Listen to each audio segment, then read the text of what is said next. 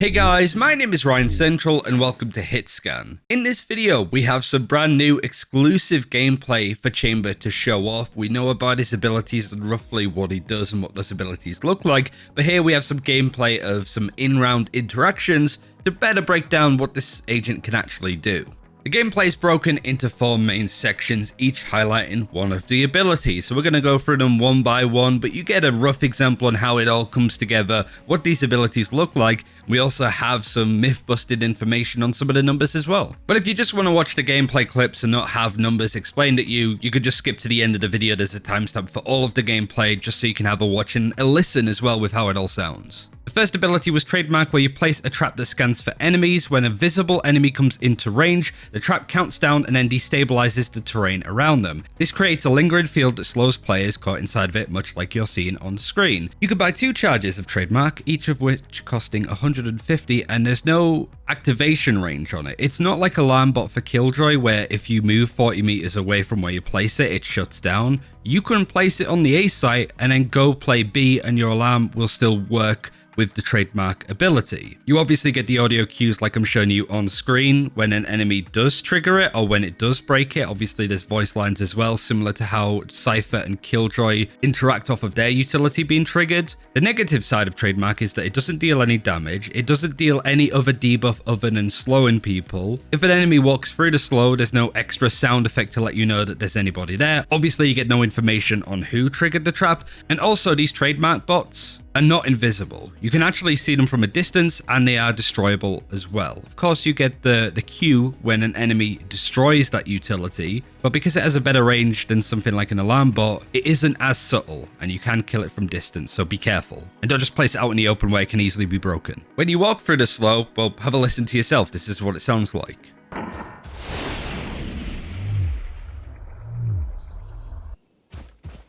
And also you can hear it from Chamber's perspective when an enemy walks through the slow area as well.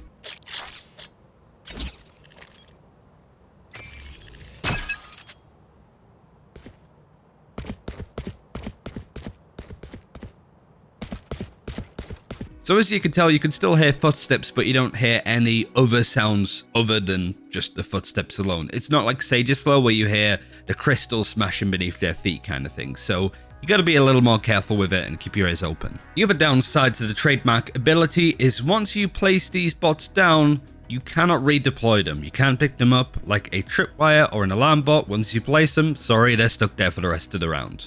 It's also worth bearing in mind how quickly and easily Chamber can place down this Trademark utility. Both from a distance, look how far it can actually reach. Compare that to something like an alarm bot for Killjoy where you need to be closer, and it also takes a little bit longer for Killjoy to put down that kind of utility. It really shows how quick and streamlined Chamber can be when it comes to setting up that util. Especially in this clip, it's just bang bang, that utility is placed, it's all set up and anchored, even on attacking a post plant. That's pretty nuts. The second ability is Headhunter, where you equip a heavy pistol, and you might have noticed that it basically looks just like a sheriff, and it interacts near enough in the same way as a sheriff, if a sheriff was hilariously broken. For example, you can aim down sights with a sheriff, which is something that you can't do normally, so you have much better accuracy with a strong gun. The damage is exactly the same, so you can headshot people with this gun and kill them in a headshot. Body shot and leg shot damage is still pretty decent, the exact same as a sheriff.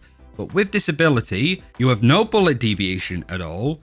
You have faster recovery time between firing. It has the same penetration as the sheriff, but you can equip the ability Headhunter twice as fast. You can bring up your gun in 0.3 seconds, which is twice as fast as bringing up a sheriff. So you can bring it out faster, fire a lot quicker, and it's much more accurate. And also, the most broken part, there is no damage fall off at range. If you headshot somebody with this ability across the map, you will kill them. You will do over 150 damage, where, of course, with a sheriff, you have fall off range and you won't be able to get that kill. So this ability is basically a sheriff if it was broken. So what's the downside? Well, technically you don't actually pay for the ability, you always have it. You do, however, pay for every bullet that's in this gun. For example, on the UI you are seeing the number 8, that is the most bullets that you can have in this gun to use. The problem is that each of those bullets cost 100 credits each. If you want to fill up this gun in a round, you need to spend 800 credits on one ability. Of course, much like normal abilities in the game, if you have 8 shots, you use 3 in a round, you still have 5 left going into round number 2. you could just spend 300 credits more to get that up. So this is a very, very strong damage ability, but it is incredibly expensive. It is also worth adding that the gun works the same when it comes to movement inaccuracy, so you can't run and gun with this in comparison to the Sheriff. It's still really wonky and you're not able to do that. So yeah, if you're good with the Sheriff, you'll have a great old time with Chamber, I can tell you that much. It is just a damage dealing ability, there's no debuffs, there's no intel gathering. It's you bring out this weapon if you want to try and fight somebody and kill them. Unfortunately, there isn't much gameplay of the Headhunter ability being used, so I've had to replay this clip a couple of times, but you get a good understanding of just how quick and flashy this Sheriff ability is in comparison to the actual gun. Now going over to the signature ability, which is Rendezvous, you place 2 teleport anchors, and whilst on the ground and in range of them, you can reactivate to quickly teleport between each of the different anchors. There is a set range on this, you can see it on screen, where it's effectively the radius of the spike exploding, the radius of footsteps, the radius of KO's ultimate. It's effectively the same. It's still a rather large radius that you can place these 2 teleporters in between, but you can't place one on the A site and one on the B site as an example. These are your signature abilities. You get these for free at the start of each of the rounds. Once you get those 2 teleporter stones set up, you can use it as many times as you want in the round. However, when you do activate the teleporter, there is a 15-second cooldown between each of them, so you can't just teleport like crazy, like say for example Symmetra in Overwatch. These teleporting points can also be destroyed by the enemy, in which case I think you have to wait 35 seconds is what the dev said, but it could be wrong on that front. We don't have any gameplay to show that. I'm not sure how much health these stones have to be killed, probably not that much health to be honest, but also another important thing to mention is that the enemies can see these from distance. It's not like an alarm bot or a tripwire where you have to get close to them in order to see where they were placed, or like Yoru's teleport for example. And you can redeploy them, so if you want to move them around you can do, but I do believe there is a bit of a cooldown on that as well. The teleport time is near on instant, there's no wind up for you to move between each of them. So as soon as you move into this radius, you see the UI stuff on screen, your character also turns yellow with his jacket, and you can teleport then to the other teleporting stone, I guess, that you put down. You also don't need to be line of sight from the teleport stone, just in that radius. Whilst you can instantly teleport once you go into the radius of this, there is a bit of a wind up time to pick up your gun once you teleport to the new spot. So if you teleport and you're not safe, kind of like a shrouded step or a gate crash from Yoru, you will be killed before you can even draw your gun. It's about 2 seconds from the looks of it, but I guess that really is a case-by-case basis depending on what gun you're using. But if you teleport to somewhere that's not safe, you will be punished for it. If there's any other questions that you feel I've missed out, let me know in the comments below and I'll be sure to answer them, or maybe talk to some of the devs in the future about some of the questions that we might have, or, you know, those kind of things. But I've been playing some gameplay examples in the background on how it can work, and one of the problems I have with this gameplay that Riot sent over is the teleport noise is apparently pretty loud. In a lot of these gameplay clips, it's like the enemy didn't realize that the chamber teleported, but in actual fact, the teleporter noise is louder than Yoru's. When you use the teleporter, it has an audio cue both from where you teleport from, but also where you teleport to.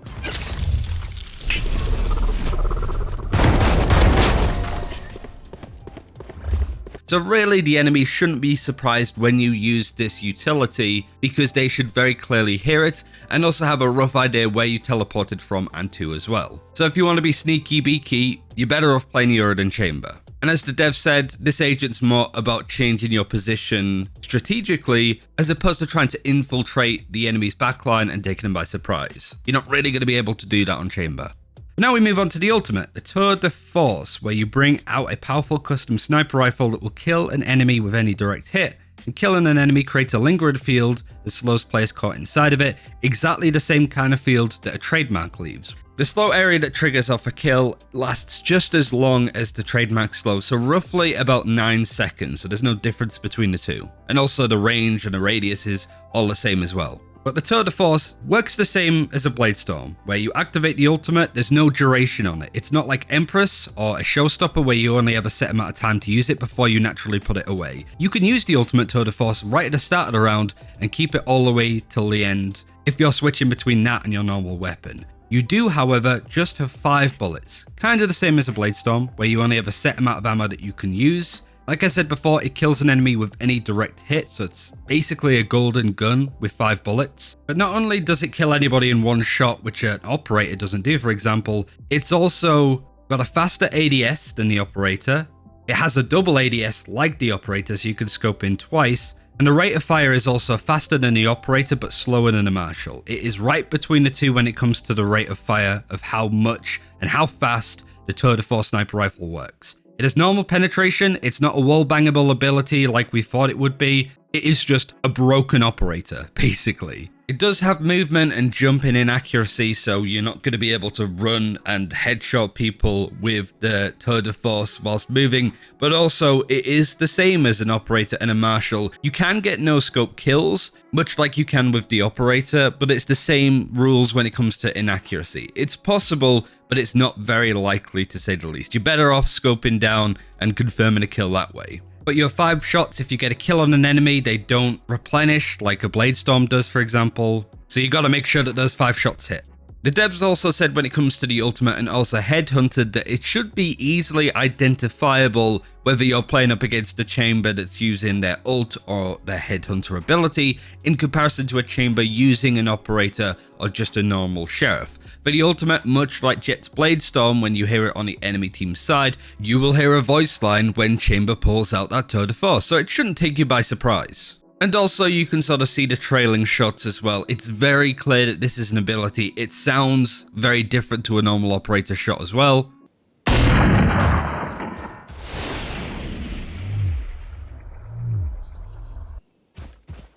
And it's also fairly similar to the Headhunter ability. You should know that it's the ability being used and not necessarily just a normal sheriff.